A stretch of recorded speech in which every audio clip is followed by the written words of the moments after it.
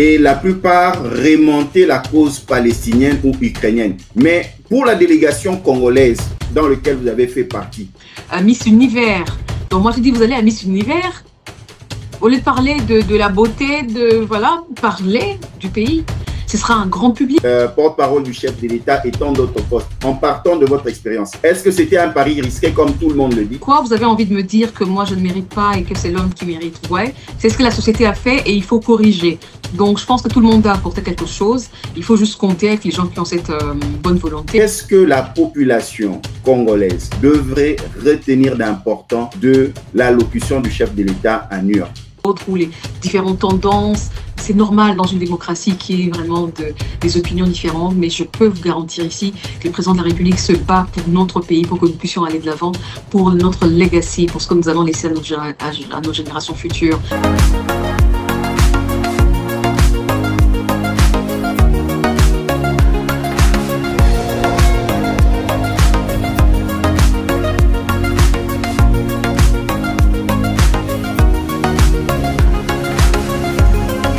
De partout où vous nous suivez, soyez le bienvenu dans votre nouveau numéro de votre magazine depuis les États-Unis d'Amérique où nous serons en connexion avec New York pour échanger sur l'actualité de la République démocratique du Congo. Au menu, la participation du chef de l'État de la République démocratique du Congo pour la 79e Assemblée générale des Nations unies. Quelle a été la quintessence de son message? Qu'est-ce que nous devons retenir? La place des jeunes, l'éducation, la femme, la guerre à l'Est, l'implication de la République démocratique du Congo sur les questions du climat, l'implication de la République démocratique du Congo comme État-solution dans le monde. Nous allons échanger de ces questions avec Madame la porte-parole du chef de l'État, Tina Salama, qui est en connexion entre New York et Dallas à cet instant. Tina Salama, nous vous saluons. Bonjour à vous et bonjour en tout cas à tous ceux qui sont connectés en ce moment pour suivre cette très belle émission. Comment vous allez à New York? Comment ça se passe? Bon, le temps est très mauvais ici, il pleut beaucoup, mais sinon ça va. En tout cas, c'est très bien passé pendant les discours du président à l'Assemblée générale des Nations unies. Tout s'est bien passé et puis on prépare le retour pour Kinshasa. En connexion entre New York et Dallas, nous recevons pour vous Tina Salama dans ce plateau numérique pour débriefer sur la participation du chef de l'État de la République démocratique du Congo à la 69e Assemblée générale des Nations unies.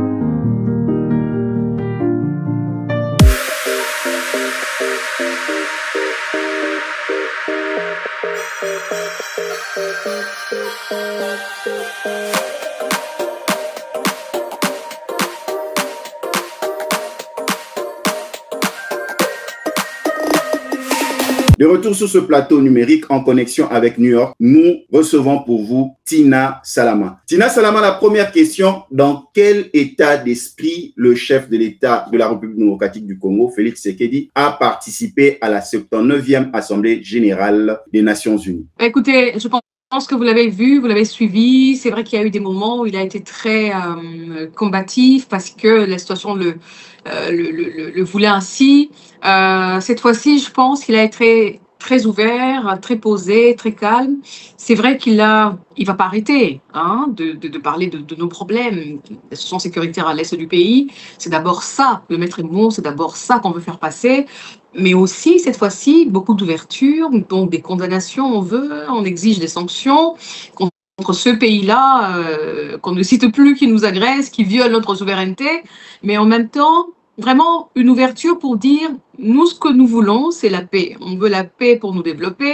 Pas que nous tendons la main, mais nous l'avons toujours fait, on va dire. Nous tendons la main, mais aussi, l'état d'esprit du président était de dire, nous avons aussi beaucoup à offrir, soit en termes de climat ou en termes de minerais stratégiques, ce qu'on appelle les minerais du futur. Donc la RDC a beaucoup à offrir. Aidez-nous à résorber cette crise pour que nous puissions jouer pleinement notre rôle pour trouver des solutions dans les problèmes qui touchent le monde, d'où le multilatéralisme. Je suis sûre que vous allez me poser des questions là-dessus. Qui sont ceux qui ont accompagné le chef de l'État dans sa délégation pour New York? En tout cas, cette fois-ci, il y avait vraiment une toute petite délégation. Je ne sais pas si vous avez suivi le reportage qui est passé sur la chaîne nationale. Côté cabinet du président, vraiment, il y avait les directeurs de cabinet, la directrice de cabinet adjointe, la porte-parole, une conseillère diplomatique et quelques personnes vraiment très essentielles à la mission. Côté gouvernement, il y a eu quelques ministres qui sont venus, bien évidemment, pour soutenir le président de la République, mais aussi parce qu'ils avaient beaucoup d'événements en parallèle. Il y avait beaucoup d'événements, par exemple sur les mines. Vous savez que les minerais de la RDC intéressent beaucoup de gens en ce moment, donc sur la traçabilité de nos minerais. Il y avait des side events, ce qu'on appelle side events, en marge ou en parallèle de l'Assemblée générale des Nations Unies. J'ai vu, moi, la ministre de la Jeunesse, je lui ai posé personnellement la question. Elle m'a dit qu'elle avait aussi beaucoup d'événements, 4 pour être plus précise.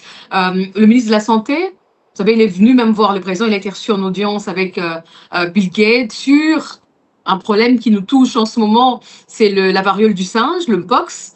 Il y a des vaccins qui seront donnés, vous savez, nous sommes partenaires avec la fondation Bill Gates. Il y a eu le VPM du plan, M. Guilain Nyembo, qui est venu, qui a lui représenté les présidents à ce premier sommet sur le pacte du futur, hein, avec les Nations Unies, où tous les États étaient présents.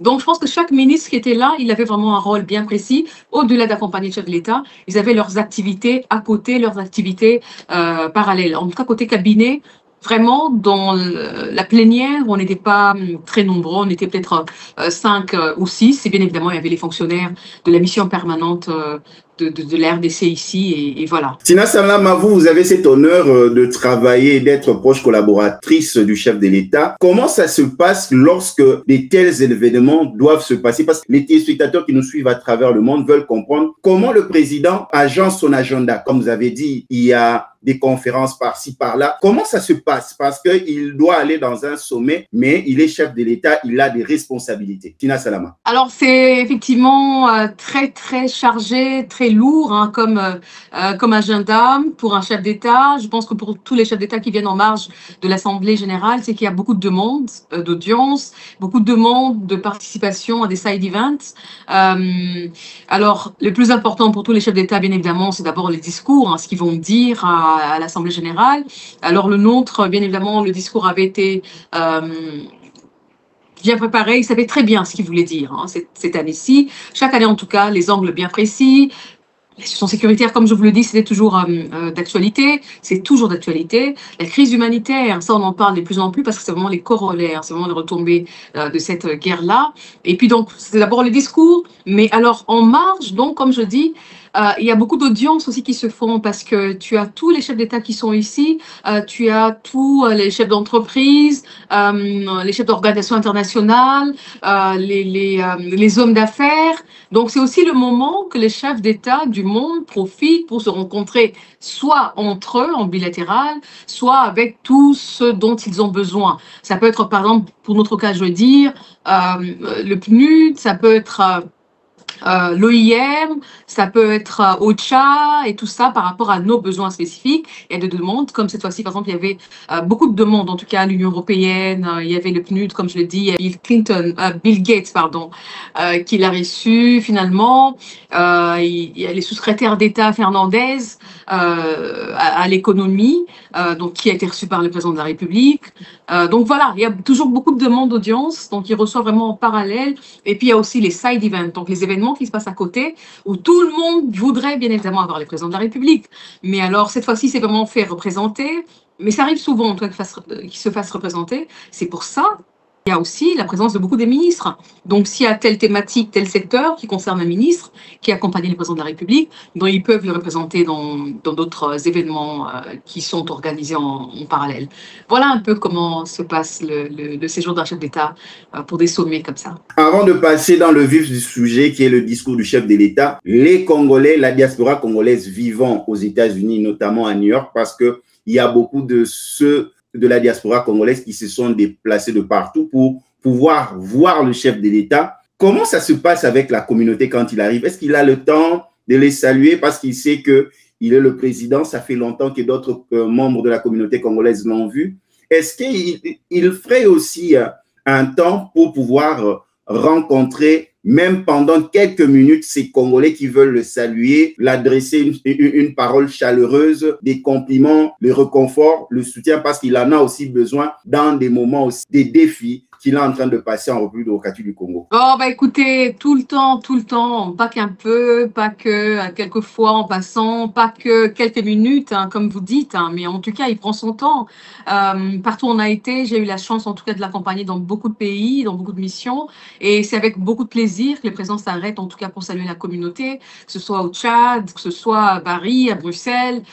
Alors ici, en l'occurrence, à New York, c'était prévu bien évidemment, ça n'a pas eu lieu pour des raisons tout simplement d'agenda, parce que comme je vous dis, il avait très peu de jours ici, son agenda était vraiment surchargé. Et vous savez, New York, je ne sais pas s'il y a vraiment une grande communauté congolaise, mais je pense que New York, c'est aussi le lieu où la communauté congolaise de partout ailleurs des États-Unis peut venir facilement. Et je pense que c'était le cas. Ils sont venus, mais on a dû... cette fois-ci, en tout cas, il ne les a pas vus, il ne les a pas rencontrés, mais il a promis de revenir, ou la prochaine fois qu'il sera ici, il va les rencontrer. Mais partout où il va, hein, en tout cas, les présidents rencontrent la diaspora. Ils ont toujours des suggestions à faire, des propositions, et surtout des desiderata qu'il prend... vraiment à cœur. Il y a même un conseiller qui est chargé uniquement de ça. Donc, il a dit aussi, le président de la République, qu'il va devoir aller un peu partout, remercier cette diaspora qu'il a voté massivement. C'est du jamais vu. C'est vrai que c'est une première pour nous. Il y a, comme vous le savez, 5 pays qui étaient impliqués dans les élections. Quelques pays en Europe et ici aux États-Unis. Et donc, il a été vraiment voté massivement. Et donc, le président voulait faire une sorte de tournée pour remercier toutes ces personnes-là, sa population. Et malheureusement, pour New York, en tout cas, ça n'a pas été possible. Mais je pense que ce n'est que partie remise. De partout où vous nous suivez, nous sommes en connexion entre New York et le Texas, où nous recevons pour vous Tina Salama, porte-parole du chef de l'État.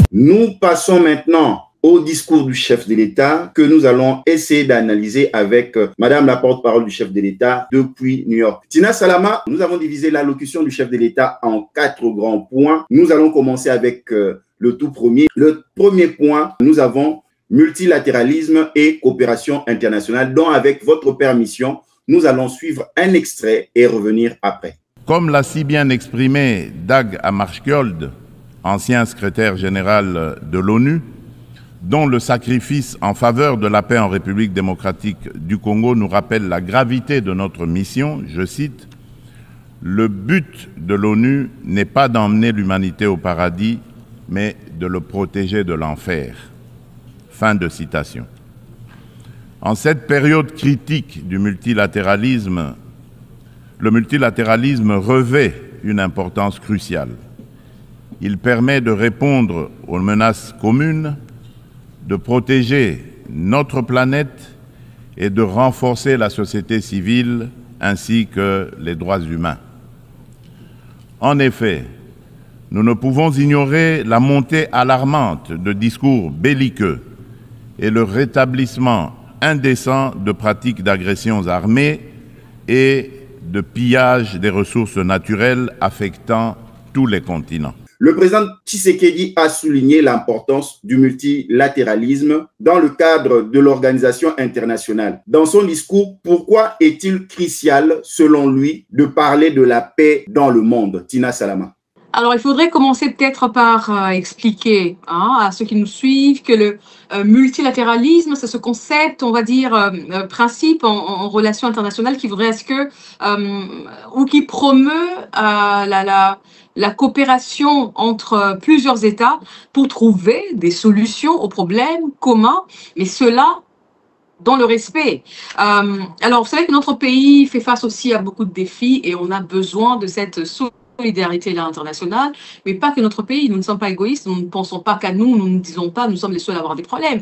Aujourd'hui, on va dire, le monde fait face à beaucoup de défis, on va même dire en termes de conflits armés. Vous avez la guerre entre la Russie et l'Ukraine qui ne finit pas, qui n'évolue pas, qui ne... Voilà. Vous avez aujourd'hui le conflit israélo-palestinien dans la bande de Gaza. On voit tout ce qui s'y passe, c'est catastrophique, qui atteint aujourd'hui d'autres pays comme le Liban. Vous avez vu ce qui se passait au Liban aujourd'hui, mais pas que. Il y a également le Soudan, il y a le Yémen, il y a la Syrie et tout ça. Donc, ce qui va sauver la planète, c'est le multilatéralisme. C'est très différent de, on va dire, de l'unilatéralisme ou bilatéralisme, où il y a quand même des États très forts qui imposent. Non, cette fois-ci, on veut, nous tous, on se met ensemble vraiment dans le respect pour trouver de solutions communes. Et en marge, effectivement, de l'Assemblée générale, il y a eu le sommet du futur. Donc, c'est des pays aussi qui se mettent ensemble pour dire, bon, qu'est-ce que nous allons léguer aussi aux prochaines générations? Qu'est-ce que nous allons pouvoir dire que nous avons pu faire pour trouver de solutions par rapport à ce qui se passe aujourd'hui dans le monde. Donc, il y a eu quand même un pacte pour notre futur ensemble. Donc, il faut que les États comprennent aujourd'hui que nous ne trouverons des solutions que si nous nous mettons ensemble dans le respect. Donc, ce n'est pas que moi, je suis tout puissant, je vous écrase, vous n'avez rien à dire. Non, chacun a quelque chose à dire, chacun a quelque chose à apporter pour résoudre la crise ou les crises qui touchent le monde. Donc, c'est pour ça que le président a vraiment beaucoup insisté par rapport au multilatéralisme, parce que nous sommes aussi également concernés. La RDC, pourquoi est-ce que c'est important pour elle, le multilatéralisme aujourd'hui? Non seulement par rapport à la crise qui nous frappe, où on voudrait à ce que le monde puisse s'y intéresser, mais aussi parce que par rapport à notre position géostratégique, parce que nous sommes également membres de plusieurs organisations sous-régionales. Nous sommes membres aujourd'hui de la SADC, de la CEAC, de la East African Community. Donc, nous avons besoin de tous ces États. Donc, nous avons besoin les uns des autres. Nous avons besoin que si nous avons un problème, que les autres puissent essayer de nous aider, de nous épauler, de trouver des solutions. Donc, le multilatéralisme, c'est vraiment la solution pour le monde qui est en train de partir en vrille. Tina Salama, comment la RDC compte-t-elle s'impliquer pour proposer des solutions au monde sur le plan international sur des questions de paix et de climat, selon la vision du chef de l'État? Voilà, selon la vision du chef de l'État, c'est pour ça que je vous dis que dans son discours, il a été très, très ouvert cette fois-ci.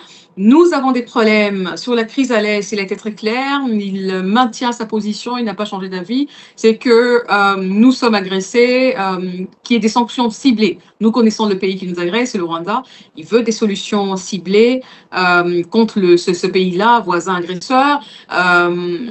Mais également, il y a cette ouverture côté diplomatique par rapport aux accords de Luanda.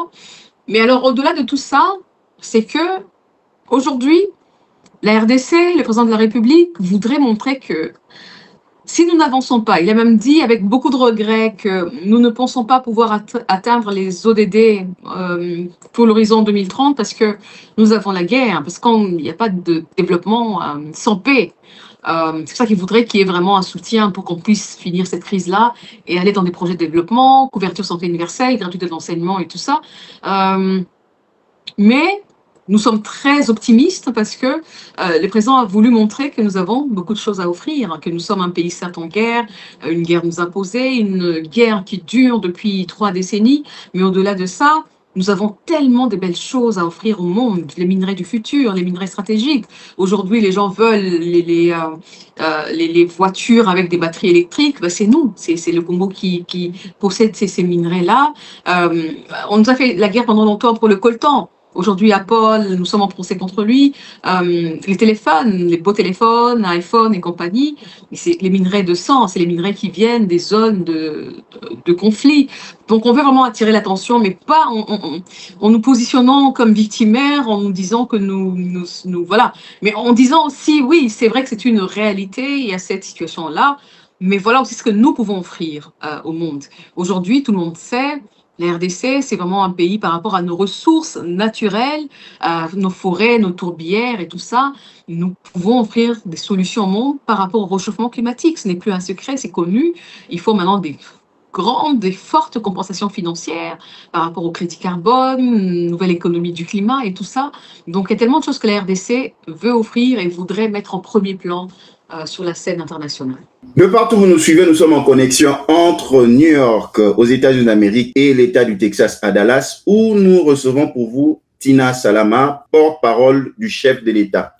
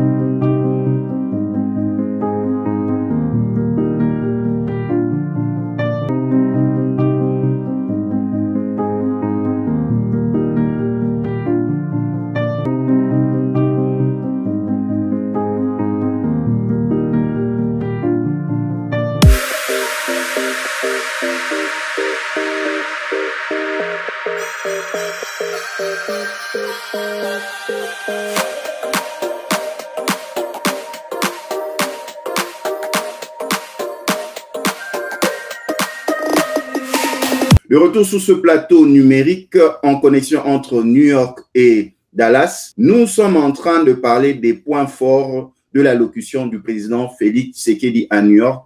Second point fort, technologie et développement durable. Nous allons à la régie suivre un extrait et revenir pour débriefer avec Madame la porte-parole.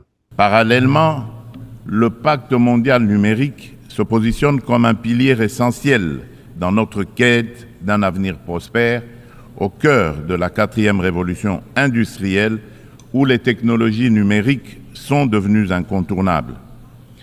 Cette transformation numérique représente une occasion sans précédent d'atteindre les objectifs de développement durable d'ici 2030, notamment pour les pays les moins avancés. Elle vise à réduire la fracture numérique et à intégrer les populations non connectées dans des services digitaux à fort impact sociale. Cependant, pour relever ce défi majeur, inhérent à la révolution du numérique, des réformes globales sont nécessaires, impliquant une réévaluation de l'architecture financière internationale et un financement adéquat. C'est pourquoi la République démocratique du Congo aspire à attirer des investissements pour développer la connectivité en Afrique et appeler à la coopération des partenaires multilatéraux et des opérateurs de télécommunications, avec à la clé un transfert de connaissances. Quelle est la vision du chef de l'État dans ce domaine, par exemple, doter les enfants de tablettes pour pouvoir étudier, l'Internet à l'école, les hôpitaux, tout ça? Quelle est la vision du chef de l'État, Tina Salama? Écoutez, le président de la République a une grande vision concernant le numérique, parce que comme vous le dites, c'est même pas l'avenir.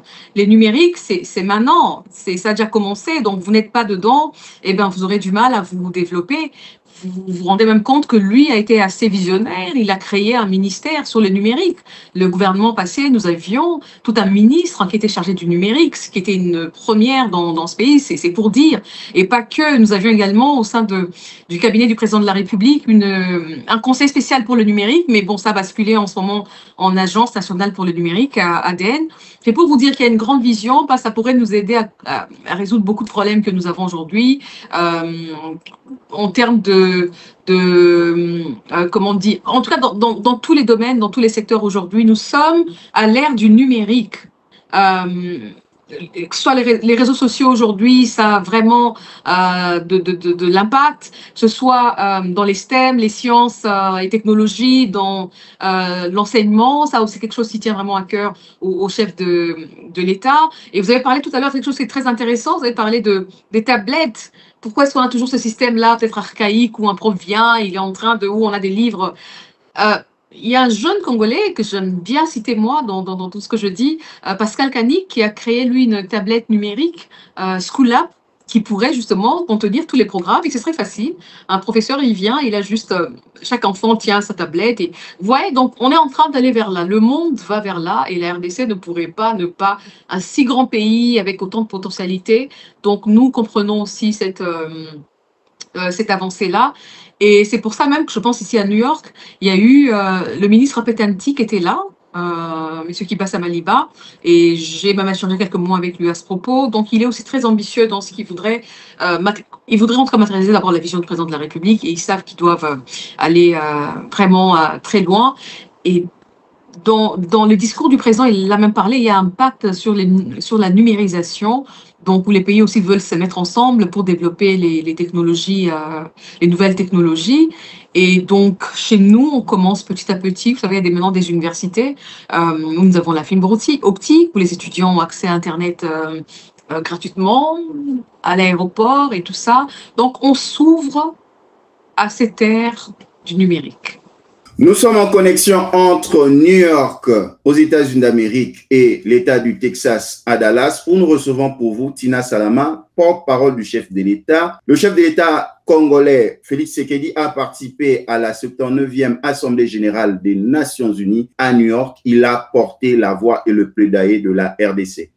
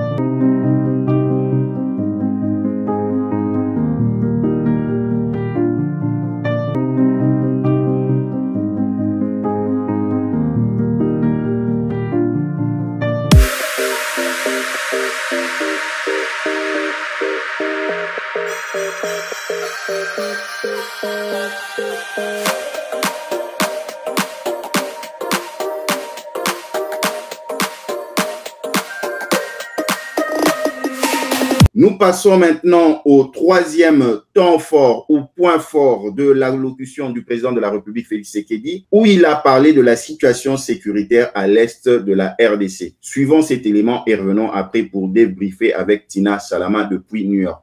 Monsieur le Président, la situation dans l'est de la République démocratique du Congo est particulièrement préoccupante. La résurgence du groupe terroriste du M23, soutenu par le Rwanda, a provoqué une crise humanitaire sans précédent avec près de 7 millions de déplacés internes. Cette agression constitue une violation majeure de notre souveraineté nationale. Nous appelons la communauté internationale à condamner fermement ces actes et à imposer des sanctions ciblées contre le Rwanda pour son rôle déstabilisateur et néfaste. Nous exigeons le retrait immédiat et inconditionnel des troupes rwandaises de notre territoire. Bien que les récentes initiatives diplomatiques telles que les pourparlers de Luanda soient encourageantes, elles ne doivent aucunement occulter l'urgence de cette action essentielle. La République démocratique du Congo s'engage activement à établir une paix durable dans l'est du pays et à promouvoir le développement économique ainsi que le bien-être social des communautés meurtries par ce conflit armé. Elle ne ferme cependant pas la porte à toute opportunité qui l'amènera à cette paix tout en n'aliénant pas sa souveraineté, encore moins son intégrité territoriale. Dans cette optique, elle est résolument engagée dans la mise en œuvre de la feuille de route adoptée dans le cadre du processus de Luanda, que je soutiens fermement, qui promeut un dialogue de haut niveau visant à restaurer la confiance entre la République démocratique du Congo et le Rwanda, tout en minimisant le risque que la crise sécuritaire actuelle ne dégénère en conflit régional. Tina Salama, nous venons de suivre l'allocution du chef de l'État, un extrait sur la situation sécuritaire à l'est de la RDC. Le président Tshisekedi a évoqué la résurgence du groupe terroriste M23. Quel est l'impact immédiat de cette crise humanitaire sur la population de l'Est et quel a été le plaidoyer du président de la République devant ses pairs aux Nations Unies? Écoutez, il a donner les statistiques. Donc la crise à l'Est, je ne vais pas vous faire un dessin. Je pense qu'aujourd'hui, tout Congolais digne de ce nom, tout Congolais qui aime son pays est au courant, est au fait de ce qui se passe à l'Est du pays. Et moi, ce que je dis toujours, c'est qu'au-delà de nos opinions, de nos tendances, de nos penchants et tout ça, ce que nous avons ce que nous avons comme bien commun, ça reste notre pays, ça reste la RDC, qui est notre patrimoine commun. Donc, qu'est-ce que nous allons léguer comme pays à la prochaine génération et tout ça? Donc, il faut que tout Congolais se sente concerné par ce qui se passe à l'Est du pays. Donc, au-delà de ces conflits-là, que nul n'ignore, c'est qu'il y a vraiment des retombées très, très négatives. Et parmi celles-là, je pense que c'est comme ça dans tous les pays en guerre, il y a cette crise humanitaire. Il faudrait qu'on en parle. On n'en parle pas assez. C'est des femmes, des familles entières, c'est des enfants qui quittent leur milieu, c'est des jeunes qui sont enrôlés, des forces dans des groupes armés, c'est des jeunes filles qui sont violées, des familles qui sont obligées d'abandonner leur vie, leur maison, leurs champs, leurs écoles pour fuir. Ils partent en terre ou en terrain inconnu, ils vont mais vraiment vivre dans la précarité parce que vous savez, dans un camp déplacé, les conditions, donc voilà un tout petit peu, c'est une grosse crise humanitaire, je pense même que c'est parmi les plus graves du monde en ce moment, donc il a vraiment attiré l'attention là-dessus. Moi je dis toujours, si on peut trouver de solutions en amont. Aujourd'hui, si nous avons une crise humanitaire, c'est parce qu'il y a la guerre. Donc, au lieu de venir nous aider avec des vivres pour les déplacer, avec des bâches, il vaudrait mieux faire en sorte que cela n'arrive pas. Donc, on peut déjà mettre fin à la guerre et ces gens-là vont soit retourner chez eux parce que, le calme serait revenu, soit ils n'auront pas besoin de fuir leur milieu. Vous comprenez? Donc, au lieu que les agences des Nations Unies viennent ou que les pays puissent vouloir nous aider ou mettre des millions de dollars à aider ces déplacés, je pense qu'on ferait mieux de trouver des solutions à ce qui provoque cela.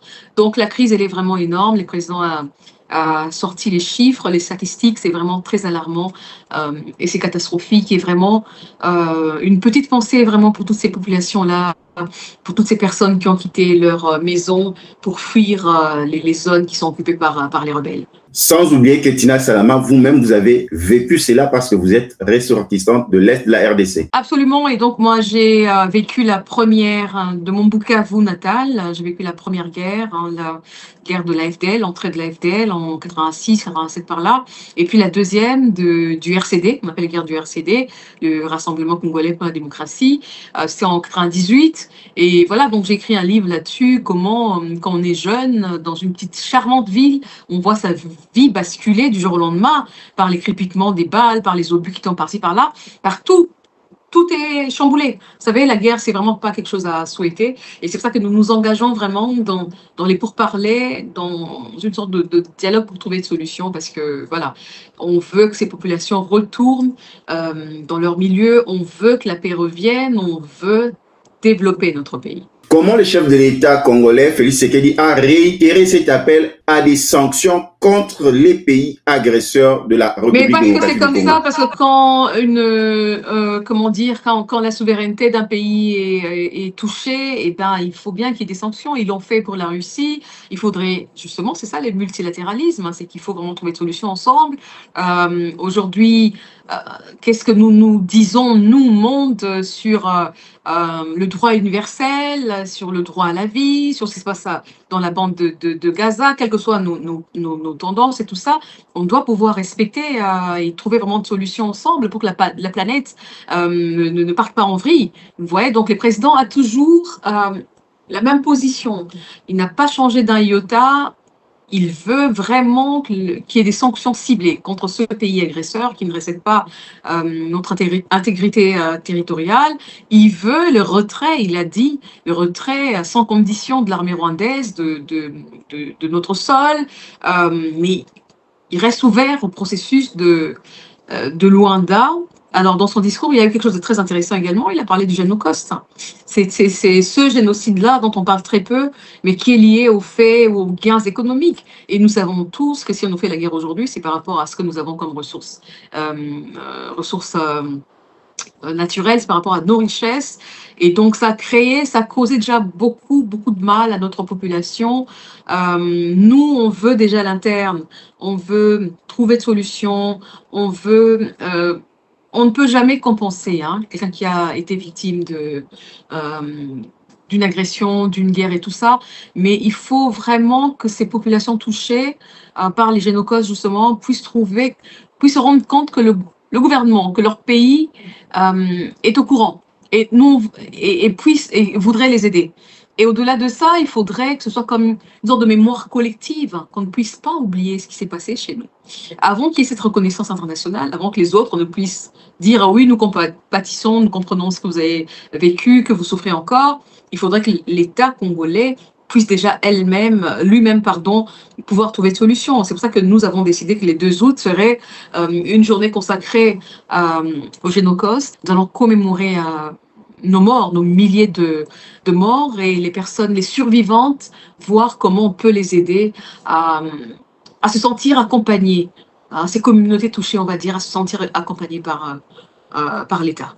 Nous avons suivi les allocutions d'autres présidents et la plupart remontaient la cause palestinienne ou ukrainienne. Mais pour la délégation congolaise, dans lequel vous avez fait partie, ne pas souvent entendre parler de la RDC, ce qui se passe à l'Est. Est-ce que la crise en RDC est reléguée au second plan par rapport à d'autres crises dans le monde? Tina Salama. Bah, écoutez, c'est à nous de parler de notre guerre, c'est à nous de parler de notre crise, hein, c'est à nous d'assister. Et c'est ce qui se passe aujourd'hui avec la Palestine, par exemple. Hier, je marchais dans les rues de New York, j'ai vu une grande communauté.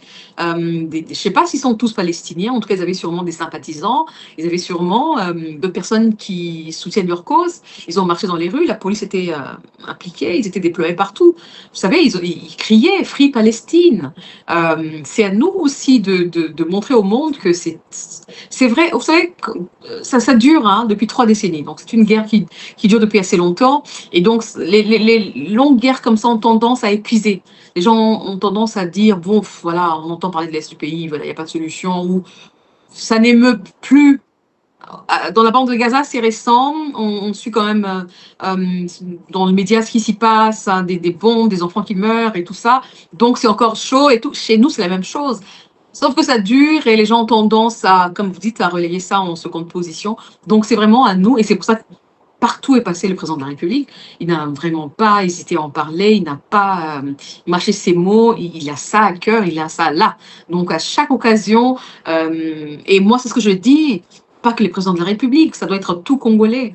Il y a eu des Congolais qui ont été primés ici hier par force. Et ils me disaient, oui, dans notre discours, vous voulez est-ce qu'on peut dire, j'ai dit, parlez de ce qui se passe chez nous, parlez à ces gens ici, à ce public qui n'était pas au courant, parlez de ce qui se passe à l'est du pays. Aujourd'hui, la RDC aura une jeune fille qui va représenter le pays, Miss Univers. Donc moi, j'ai dit, vous allez à Miss Univers, au lieu de parler de la beauté, voilà, parler du pays. Ce sera un grand public, c'est une forte audience. Vous savez, beaucoup d'États qui vont être là. Et comment dire, l'émission Miss Univers va être rediffusée dans le monde entier. J'ai dit, c'est des momentum qu'on ne devrait pas rater. Si nous avons un représentant, parler de notre situation. Donc, que chaque Congolais se sente concerné par ce qui se passe. Ce n'est pas qu'une affaire des politiques, ce n'est pas qu'une affaire du président de la République, c'est notre affaire à tous. De partout où nous suivons, nous sommes en connexion entre New York et Dallas, aux États-Unis d'Amérique, où nous recevons pour vous Tina Salama, porte-parole du chef de l'État.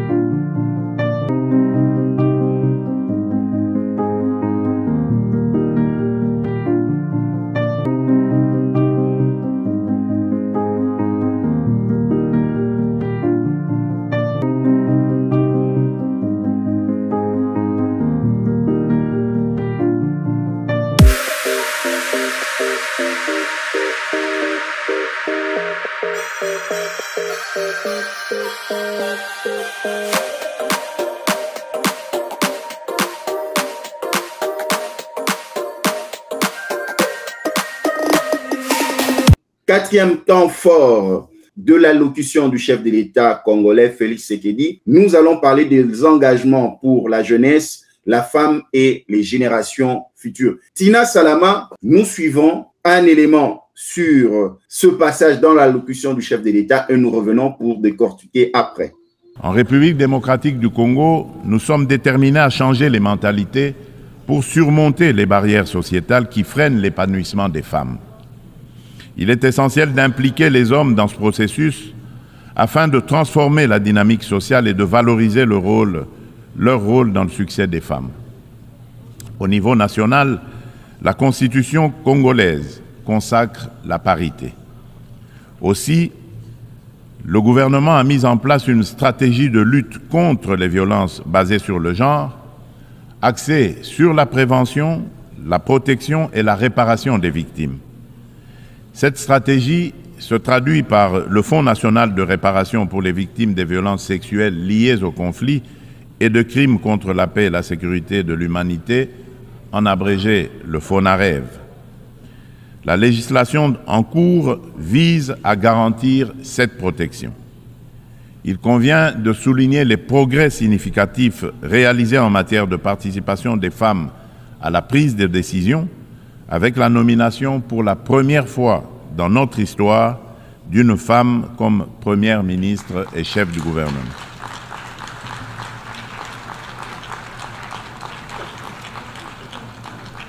Nous assistons également à une présence accrue de femmes dans les instances gouvernementales ainsi que dans le Parlement et le système judiciaire, illustrée par la nomination de femmes au poste de premier président du Conseil d'État et à la tête de la Banque centrale du Congo. Par ailleurs, la pleine participation et l'engagement des jeunes, tant des filles que des garçons, sont également primordiaux pour bâtir une société durable et inclusive.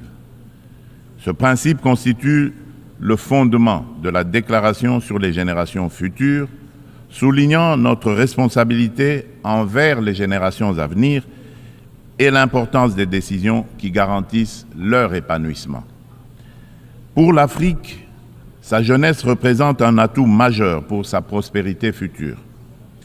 Investir dans l'éducation, notamment dans les domaines STEM, sciences, technologies, ingénierie et mathématiques, et créer des environnements propices à l'innovation est crucial. Il est essentiel de remédier à la déconnexion entre une population jeune en forte croissance et le marché de l'emploi en fournissant les compétences nécessaires à leur intégration. Tina Salama, nous venons de suivre le chef de l'État. Quelle est la vision du chef de l'État pour la femme congolaise et cette vision a-t-elle été bien portée aux Nations Unies? Tina Salama. Bah oui, dans le discours du président, il a parlé de sa vision pour la promotion ou pour la lutte contre les inégalités dans la promotion du genre, on va dire. Il a parlé de ce qu'il a fait, lui, en tant que chef d'État. Et vous savez, c'est le premier président vraiment à être aussi genré.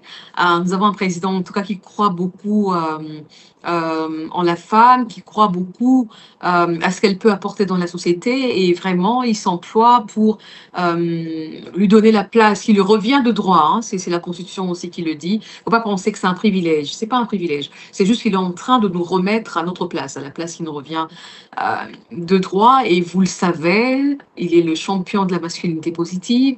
Alors, moi, j'ai rencontré un onusien ici, mais vraiment de haut niveau. On discutait. Et dans les choses qu'il me disait sur le président de la République notamment, il a parlé de ce point-là. Il a dit, vous avez un président qui est très bien sur ces questions-là.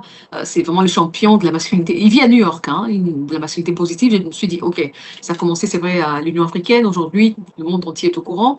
Et ce n'est pas qu'un slogan creux, hein. C'est qu'aujourd'hui, il a vraiment mis la femme jusqu'au niveau de la primature, malgré les défis que notre pays rencontre, malgré tout ce que nous avons à faire face. Il a fait confiance en une femme pour dire, elle va y arriver, je la soutiens, elle a le parcours. Donc nous avons une femme première ministre, pour ne pas le dire, mais pas que. Nous avons aussi beaucoup de femmes dans des instances de prise de décision. Au sein du cabinet, il y a beaucoup de femmes qui ont des postes à responsabilité. Moi, un porte-parole, première porte-parole, c'est vraiment un risque que de prendre une jeune femme comme moi, nommée porte-parole full d'un président d'un si grand pays. Donc, je suis toujours très honorée, mais je ne suis pas la seule. Vous avez des directrices de cabinet adjointes, vous avez des conseillères spéciales et tout ça. Il nous est arrivé, en tout cas, d'aller dans des missions. Et on se retrouve au pied de l'avion, vous avez 3-4 femmes, vous avez une ambassadrice femme, vous avez une porte-parole femme, une conseillère diplomatique femme, une directrice au cabinet adjointe femme, et on est là pour attendre des présidents de la République. Ça me fait plaisir, ça me fait chaud au cœur. Je trouve que c'est des choses qu'on n'a pas vues depuis longtemps dans ce pays. Donc sa vision pour la femme, en tout cas, c'est connu. Il y a d'autres institutions où il n'a peut-être pas un mot à dire, parce que vous savez, il y a la séparation de pouvoir, mais pour le Parlement, par exemple, il faudrait que d'autres suivent le pas de notre président et donner la place que la femme mérite, les quotas, pour que nous puissions avoir une assemblée, mais vraiment paritaire, on va dire, ou à 50-50, 40-50, et voilà. Donc, on évolue quand même. Je pense que les autres voient comment le président est genré et ils suivent le pas. Vous avez parlé de la jeunesse. La jeunesse occupe également une place importante dans la vision du président de la République, dans sa campagne, dans ses 6 engagements pour ce nouveau quinquennat. Il a parlé de la création des plus d'emplois. Donc, les jeunes sont vraiment au cœur de cet engagement-là. Surtout les secteurs privés, les entrepreneurs, vous savez, c'est l'autre alternative de ce que peut-être l'État ne peut pas offrir, les emplois, mais il y a les secteurs privés, des jeunes qui se recherchent, qui essaient eux-mêmes, mais il faut les encadrer. Donc, le président de la République a mis en place des structures pour encadrer ces jeunes-là, par exemple le FOGEC. Donc, ces jeunes, ils ont peut-être accès aujourd'hui au fonds de garantie, ils peuvent avoir un petit financement s'ils ont des projets intéressants. Il y a d'autres, à Procem et compagnie, pour les formations, pour les aider. Il y a aujourd'hui les RSP qui jouent un rôle très important dans la sous-traitance, où des Congolais peuvent avoir accès au marché, mais un marché avec des millions de dollars. Donc, vraiment, les femmes, les jeunes, je pense qu'ils se retrouvent dans la politique du président de la République. En partant de votre propre expérience, pour ceux qui pensaient que c'était un pari risqué pour le chef de l'État de mettre des femmes à des postes de responsabilité, Premier ministre, porte-parole du chef de l'État et tant d'autres postes, en partant de votre expérience, est-ce que c'était un pari risqué comme tout le monde le dit, en partant de votre expérience? Pour un chef d'État africain, pour nos systèmes, je veux dire, politiques qui sont... peut-être pas, oui, nos systèmes, parce que moi je pense que le problème c'est vraiment le système. Pour nos communautés, où il y a encore beaucoup à faire dans la sensibilisation sur ces questions-là, je pense que c'était vraiment un pari risqué. Mais maintenant, moi, en bonne, comment dire, moi je suis tout simplement une citoyenne. C'est vrai que je pense à l'équité, donc là où les gens sont vraiment très bas, il faut donner à tout le monde la chance. Je crois en comment vous dites ça, l'égalité de chance, homme ou femme, et je crois aussi qu'en capacité égale, on devrait privilégier cette catégorie qui n'a pas trop accès aux chances, notamment les femmes. C'est ce qu'il est en train de faire. Je pense que tout le monde peut apporter quelque chose. Je l'ai dit tout le temps, moi en tant que femme, je suis bac+5, j'ai un master 2, j'ai fait des formations. Vous mettez un collègue, vous prenez un profil masculin avec le même parcours. Pourquoi vous avez envie de me dire que moi je ne mérite pas et que c'est l'homme qui mérite? Ouais, c'est ce que la société a fait et il faut corriger. Donc je pense que tout le monde a apporté quelque chose. Il faut juste compter avec les gens qui ont cette bonne volonté. Et donc lui, il a vraiment pris ce pari risqué et je pense qu'il ne s'est pas trompé. Les femmes sont très dévouées, elles sont très loyales. Je ne dis pas que nous avons peut-être je pense nous avons d'autres facultés ou d'autres caractères, peut-être que les hommes n'ont pas, je ne sais pas, Dieu nous a créés comme il nous a créés. Mais je pense que quand une femme, elle se sent en confiance, dans tous les domaines que ce soit, elle veut vraiment être à la hauteur, elle se donne à fond. Et voilà, je crois que lui, il a compris ça. De partout où nous suivez, nous recevons pour vous Tina Salama, porte-parole du chef de l'État depuis New York. Le chef de l'État congolais, Félix Tshisekedi, a participé à la 79e Assemblée générale des Nations Unies. Nous débriefons avec Tina Salama.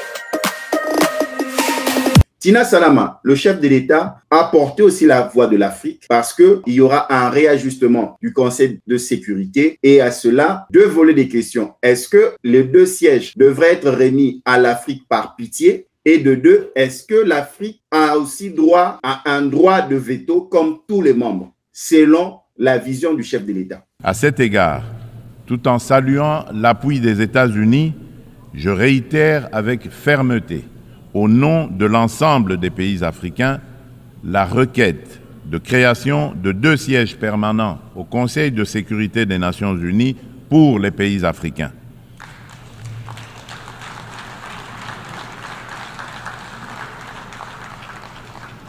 En tant que principal décideur au sein de l'ONU, cet organe doit intégrer des représentants africains parmi ses membres permanents avec toutes les prérogatives leur reconnues, notamment le droit de veto pour garantir une juste représentation géographique.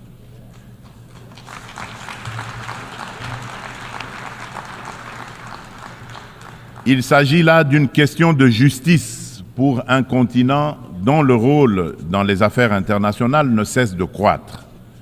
Nous, Africains, tenons cette exigence avec la plus grande détermination. Alors, il faut éviter tout amalgame, c'est que par rapport à ce qu'a porté les États-Unis, là c'est différent parce que les États-Unis ont accepté que les Africains, on va dire 2 pays africains, puissent participer au Conseil de sécurité, mais sans droit de veto. Donc ça, c'est leur proposition. C'est déjà très bien. C'est une grosse évolution. On n'en était même pas là. Donc voilà. Si ça venait à passer, ce serait bien. Mais il faudrait qu'on ait le droit de veto comme tout le monde. Pourquoi on n'aurait pas le droit de veto? Ça n'a pas de sens, vous comprenez? Mais déjà que l'Afrique se retrouve comme membre permanent. Alors, en l'occurrence, pour le cas de la RDC, c'est que pour 2026-2027, nous sommes déjà candidats pour l'Afrique centrale. Nous sommes endossés par l'Union africaine. Donc, de gré ou de force, nous sommes là. Là, c'est comme membre non permanent du Conseil de sécurité. Et là, ce qu'on doit faire maintenant, c'est une grosse campagne pour pouvoir passer avec une bonne majorité. Parce que vous pouvez passer, mais beaucoup d'États ne vous ont pas voté, beaucoup d'États n'ont pas cru en vous et tout ça, ça ne sert à rien. Donc, il faut passer avec toute l'assurance, avec en se disant que les autres États nous ont voté. C'est la même chose pour le Conseil des droits de l'homme qui aura lieu d'ici début octobre. Donc là aussi, nous sommes là pour le compte de l'Afrique centrale. Nous sommes endossés. C'est déjà bon, c'est déjà acquis, c'est acté. Maintenant, on doit faire encore une fois, une campagne digne pour que nous puissions avoir les voix nécessaires et peser. C'est ça. Donc, le président a toujours été quand il était surtout à l'Union africaine, il a vraiment porté cette voix de l'Afrique. Il a milité pour que l'Afrique puisse avoir sa place dans le Conseil de sécurité comme membre permanent. Et donc, aujourd'hui, qu'on est en train d'évoluer, qu'on va vers là, eh ben, tant mieux. Il y a encore beaucoup à faire, mais je pense que nous le valons tellement bien. Tina Salama, c'est déjà la fin de notre programme. Qu'est-ce que la population congolaise à travers le monde devrait retenir d'important de l'allocution du chef de l'État à New York? En tout cas, d'abord au peuple congolais, c'est notre pays, à tous, nous voulons qu'il puisse décoller. Nous voulons vraiment avoir la guerre derrière nous. Il y en a marre, tout le monde est fatigué. Il y a eu tellement de souffrances pour ces populations de l'Est, tellement de souffrances pour nos dirigeants, tellement des moyens mis à disposition pour arriver à la fin. Donc, ce qu'on voudrait vraiment aujourd'hui, c'est développer notre pays.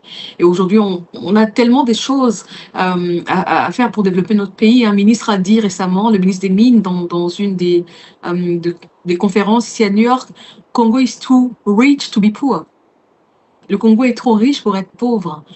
Nous avons tellement de choses à offrir à nos populations, à notre pays, au monde, pour être dans l'état dans lequel nous sommes. Le président de la République a beaucoup de volonté, il a montré, il le fait, il se bat. Mais vraiment, contre tous, pour que nous puissions arriver là, il faudrait qu'il y ait une sorte de démocratie participative, il faut qu'il y ait le soutien de la population d'abord. Un président se sent très fort quand il se sent soutenu, quand il se sent compris. Donc il faut vraiment arrêter de penser que voilà les intérêts des uns des autres ou les différentes tendances, c'est normal dans une démocratie qui est vraiment des opinions différentes, mais je peux vous garantir ici que le président de la République se bat pour notre pays, pour que nous puissions aller de l'avant, pour notre notre legacy, pour ce que nous allons laisser à nos générations futures.